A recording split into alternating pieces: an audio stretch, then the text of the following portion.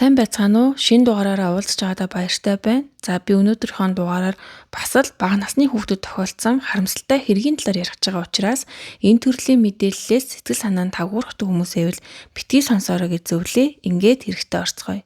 2017 оны 1-р сарын 9-нд Охайо мужийн Жаксон хотод 911 дуудлага ирсэн. За тухайн дуудлагыг хийсэн хүн би охиноо олохгүй байна гэж хэлэхэд бол оператор за охиноо хамгийн сүүлд хэдэн цагт хаана харсан бэ гэж асуухад өнөөдөр үдээс хойш гэр бүлийнх нь ажилладаг хятад хоолны ресторанд унтаж байхад нь харсан.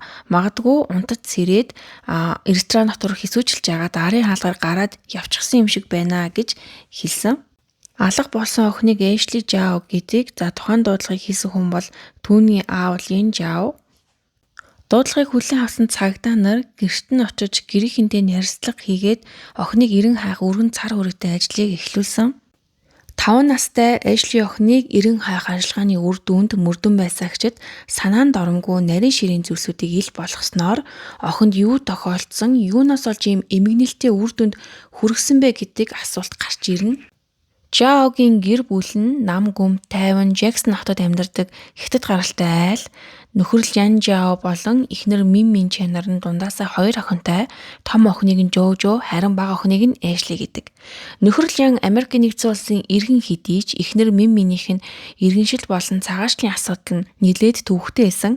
Америк нэгдсэн улсад ирээд хууль бусаар амьдарч байхдаа Янтай гэрэлсэн нь тус улсын иргэн болох боломж нь нээсэн ч энэ нь бүтээгүй.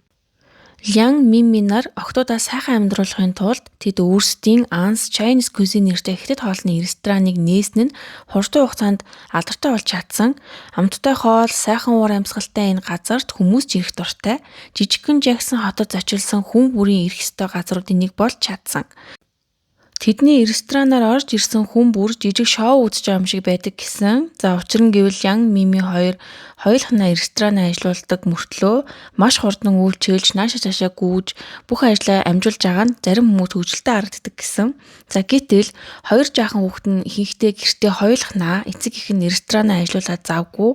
Энэ үеэр Янгийн ээж хүүхэд асрах гэрээ ажилтанд туслахаар ирснээр тэд бүх анхаарлаа ресторандаа төвлөрүүлэх боломжтой боллоо гэж бодтол Эшлиг охиныг бол тэд ажилдаа авч явах шаардлагатай болсон. За учир нь гэвэл охин эмээтэйгээ таарахгүй, эмээ нь үргэлж Эшлиг шүүмжилдэг байсан. Лян болон Мин нар нэгэн хэцүү шийдвэрийг гаргасан нь Эшли охиныг эмээтэй нь хятад руу явуулах байсан. Охин 3 настай байхдаа яваад 5 нас хүрснийхээ дараа буцаад Америкт ээж аавтайгаа хамт амьдрахаар ирсэн. Эцэг их нь 2 хүүхэд асрахын хажуугаар ресторанаа ажиллуулах нь тэдэнд яг л жонглоор тоглож байгаа мэт санагдуулж исэн. Иннээсээ болж тэд их стрессцэн байх. За хэдий тийм байсан ч гэсэн дараа нь тэдний хийсэн зүйлийг зөвтгөхгүй. 2017 оны 1-р сарын 9-ний өвлийн хүүтэн шөнө охиныг алга болсон гэж дуудлага өгсөн. За тухайн үед бол хотын орсон суугчид санаа нь их зовсон. Охин ямар ч улмаргүй алга болсон. За цагдаагийнхан хуршүүд гээд хот даяараа охиныг эрен суруулж байж болох бүхэл газраар хайсан ч ямар ч сэжвэр олдоогүй. За ингээд энэ үеэр нэг хачиргалтай зүйл болсон нь Эшли охины аав ээж хоёр өөрсдийн ресторанаа юу ч олоогүй юм шиг ажиллаулсаар байсан. За үүнийг цагдаа нар анзаараад шууд тэдэн дээр явж очоод Лян Мими хоёрт охин чинь хулгайлагдсан байж магадгүй учраас ресторанаа түр хаахыг хүссэн. За тэндээс нь бол нотлох баримт хаах хэрэгтэй байгаагаа хэлсэн. За ингээд бол хосууд дурамжхан зөвшөөрч цагдаа нар алхам газрыг орхилгүй шалгаж эхэлсэн. За гэтэл эрэл хайгуулын үеэр тэд хананы жижиг онхорхой нүх олсон. За энэ нүх нь бол яг хөлдөөгчнийх нь хажууд хэдий ингэ жижигхэн ч гэсэндээ энэ дотор нь бол 5 настай хүүхэд бол багтахаар хэмжээтэй харагдсан. За ингээд мөрдөн байцаагчид цааш нь шалгаж үзэхдээ бол санаанд оромгүй зүйл олсон нь Эшлигийн амьгүй болсон бие байсан. За энэ өдөр бол 2017 оны 1 сарын 10-ны өдөр байсан. За эцэг эхийг нь тэр даруй хүн амны хэрэг үйлдсэн байж болцсохгүй гэж байцаалт авсан. За эхлээд тэд бүх зүйлийг үүсгэсэн ч мөрдөгчд тэднийг шахаж эхлэхэд бол Янг сэтгэл сэмшрүүлэм зүйлүүдийг ярьж эхэлсэн. Охиныг алга болдог өдөр буюу 1-р сарын 9-нд жирийн л нэгэн өдөр ресторан цахиалга ихтэй завгүй байсан. За Жожо бол сургуультай явчихсан. Гэхдээ Мингийн хувьд их стресстэй өдөр байсан. Ресторанаа ажилуулахын хажуугаар Эшлиг асраад гэтэл Эшли жихэндээ шээгээд бүр баачсан байсан. Ресторан дээрээ Эшлиж зориулж хөтөж бэлдээгүй бас ганцаараа бие дааж ариун зүрийн орж сураагүй байсан учраас 5 настай хүүхдийн хувьд бол байж болох зүйл хэдий ч гэсэн Мин бол ингэж бодохын оронд маш их уурлаж хяналтаа алдаж Эшлийг дахин зохиж эхэлсэн. Цохилтууд нь ч хүчтэй болж энэ цохилтоос нь үүдээд охин газар унахдаа толгоогоороо шал хүчтэй мөргсөн. Лянг энэ үед юу болж байгааг харж исэн. Тэр юу ч хийгээгүй, эхнэрээ зогсоогоогүй. Харин шалан дээр хөдөлгөөнгүй хөвтөд ахаар нь охиноо шалгахаар очисон. Гэхдээ охин амьсгалж исэн. Охиныг тэврэх үед амьсгал нь хөндөрч, нүдэн анж жижигхэн бие нааж уухнаар сулран амьсгалахаа болж зүрхэн зогссон. Лянг CPR хийхийг оролцсон ч энэний тус олоогүй гэж мэдүүлэгтээ дурдсан. Харин энэ үед Мингийн байгаа байдал нь хүйтэн хүндий охиныг нас барсныг мэдээд хүүхэд биш иж зүйлийн тухай ярьж буй мэд Лянгад зүгээр л энэ асуудалд анхаарал тавиарай гэж хэлсэн. Мөрдөн байцаалтын үеэр Лян болон Мин нар өөрсдийн охиныг зүгээр л энэ гэж нэрлэжсэн нь бол зүрх шимшрүүлэн байсан. Лям болон Мин нар охиныг яах тухайгаа бодож эхэлсэн. Хэрвээ тэд цагдаа дуудаж үнэнийг хэлвэл шоронд орох учраас энэ бүхнийг цэвэрхэн нуухаар шийдсэн.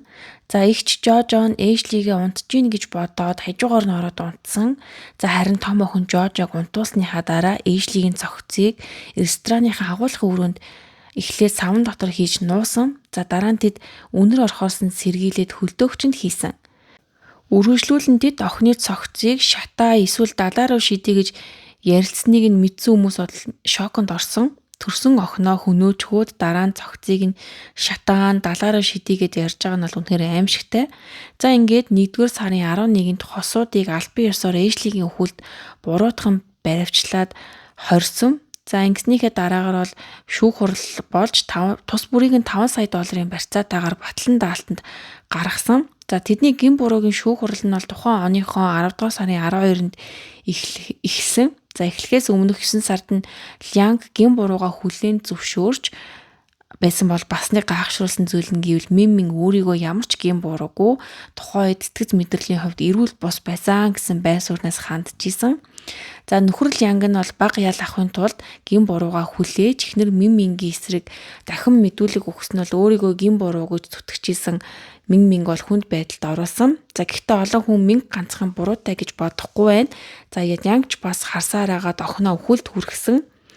Ингээд 2017 оны 12 дугаар сарын 29-нд гин бурууга хүлээсний дараа Мин 22 жилийн хорих ял оноосон.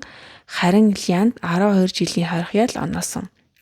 Түүнчлэн Мин тухайн Америк нэгдсэн улсад хууль бусаар оршин сууж исэн учраас ялаа эдэлж дуусныхан дараа шууд албадан гаргах шийдвэр гаргасан. Зохион мужийн прокурор Мин охиныг алах санаатай төлөвлөж үүдсэн хэрэг биш гэсэн охин Эшлитэйгээ хизээч жинхэнэ ээж охины холбоо тогтоож хайрлаж байгаагүй учраас түүнд хатуу хандаж зодсноор амьд нь хүрсэн гэж өөрийн байр сууриа илэрхийлсэн бол мөрдөн байцаагч Мингээс байцаалт авч явахдаа охин ч нас барсан. Би нэг юмыг ойлгохгүй байна. Чи огт уйлсангүй, надад юу ч үлдээгүй гэж хэлж байгаа чинь юу гэсэн үг вэ гэд гайхаж исэн. Харин Мингийн өмгөөлөгч бол энэ хоёр хүнээс бол эсрэг байр суурьтай байсан. Лянг эхнэр болон охиддоо гэр бүлийн хүчирхийлэл үйлддэг байсан. Энэ нь Мингийн сэтгэл санаа нөлөөлж хажуугаар нь хүүхдүүдэд асрах, ресторанаа ажиллуулах нь бол хүнд исэн учраас түүний сэтгцэд нь нөлөөсөн гэж маргасан. Задлан шинжилгээгээр Эшли олон удаагийн цохилтоос үүссэн тархины гэмтлээс үүдэж нас барсан тодорхой болсон. Нас барахаасаа өмнө ч гэсэн олон удаа хүчирхийлэлд өртсөн байх магадлалтай гэсэн хариу гарсан. Мөрдөн байцаалтын явцад Лянг нь гэр бүлийн хүчирхийлэл үйлдэж исэн ч тодорхой болсон. Харгас эцэг гэхийнхээ гарт амиа алдсан Эшли охинд орон нутгийн хүмүүс тэдний гэр бүлийнх нь ажиллуулж байсан рестораны үүдэн дээр охинд зориулж цэцэг, тоглоом, бэлэг дурсгалын зүйл авчран охиныг санан дурсаж хүндэтгэл үзүүлсэн. Харин охины эгч Жожон хятад руу эмээтэйг амьдрахаар явсан гэсэн мэдээлэл бэлээ. Өнөөдрийн дугаарыг энэ хүртэл сонсон та нартай маш их баярлалаа. Дараагийн дугаараар дахин уулзлаа. Түр баяртай.